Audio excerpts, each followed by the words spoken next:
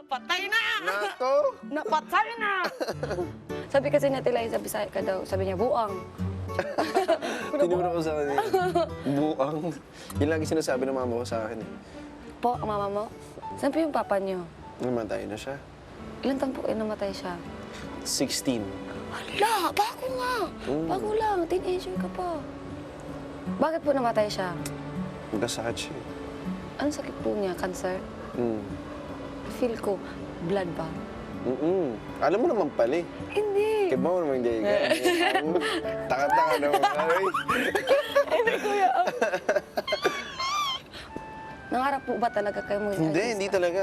Pares lang tayo ng rason. Pumasok ako dahil yung time na nagkasakit si Papa. Ah, pare-pareho po tayo. Yun nga, sabi kaya natuwa nga ako sa'yo. Ay, condolence rin po. Condolences. Sobrang sakit, sir ba? Oo. As in, tagos talaga sa puso. Sobrang sakit, as in.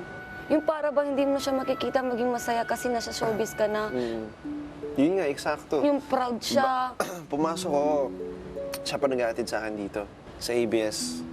Tapos, bago ko magka-first show, namatay na siya. So, hindi rin niya nakita yung unang show na nilabasan. Feel sobrang sakit. Pero, sabi na lang may kapalit ang lahat. Siguro ang kapalit sa'yo, itong lahat. Makikita mo, marami kang napapasaya. Kaya, yun. Oh, Yun ang importante. Kapag patuloy mo lang. sobrang sakit ko. Talaga po. Ikaw talaga.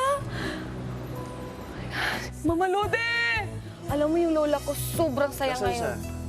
Nasa Camiguin po. Kasi buong pamilya ko, alam na alam ko po na talagang kapag nasa TV ko na, May Enrique! Ganun. Tapos yung first album, yung kuha-kuha, di ba? Tapos naka-concert ka, wala pa si Ate Liza nun. Oo, tama. Hindi pa kayo masyado ganun po ka-close. Hindi ko, hindi. Sobrang deserve niyo po. Sobrang masaya ako para sa inyo. Mas masaya ako para sa'yo. Kasi lahat to, deserve mo talaga. Panalo na nga ako nakita kita. Tsaka maraming salamat po kasi pumunta ka talaga dito. Yan po. Yan po. Oh my gosh, oh my gosh, oh my God. Hindi ako makapaniwala. Yung mata niyo, totoo ba? Totoo ka ba? Totoo ka ba talaga? Diba, totoo mo naman. Ay, sura ko. Ilang sandali pa, si Kuya may pinasikaso sa ibang girls. Girls, bigyan niyo ng tissue si Enrique. Tissue.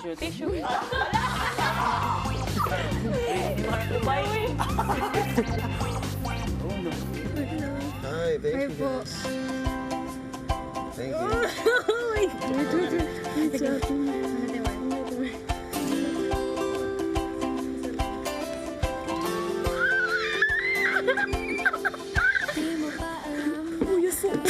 Kuya, sobrang Habang si Maymay patuloy na kinikilig sa kadate. Ang sweet niyo po. Talaga? Alam niyo ba, ang mapamangasawa niyo, sobrang swerte. Parati ko nalirinig sa mga dabas na ang hinahanap kong babae, yung hindi maarte. Kasi ngayon Parang ikaw lang. Hindi kuya eh. Tapos, Hindi ka maarte. hindi po kuya. Totoo ka. Diba? Ganun lang. Kuya, naiiyak. Hindi, ganun lang. Yun ang kasi Pero sa hindi, babahan. yun po, nagtupad po sa Ate Liza. Hindi siya maarte. Alam niyo ba, kuya? Pumasok siya dyan sa parador po. Bakit? Anong ginawa niyo dun? Tatago! Tapos, sabi niya, tuk-tuk-tuk ko na, pag namin, Ate Liza! Siya na, hello! Tapos, ang sili po, parang chips lang sa kanya. Ang sili, mahilig sa sili. Yun lang. Pero sobrang swerte ko po. Talaga, sobrang swerte ko. Hindi ko makakalimutan to, kuya. Mababaliw ako. Huwag ka naman ba? Ay. Kuya Enrique. Something I'd like to say. Hi mga kapamilya! Be updated with the Pinoy Big Brother housemates by clicking the subscribe button and watch all the latest videos by clicking the I button above.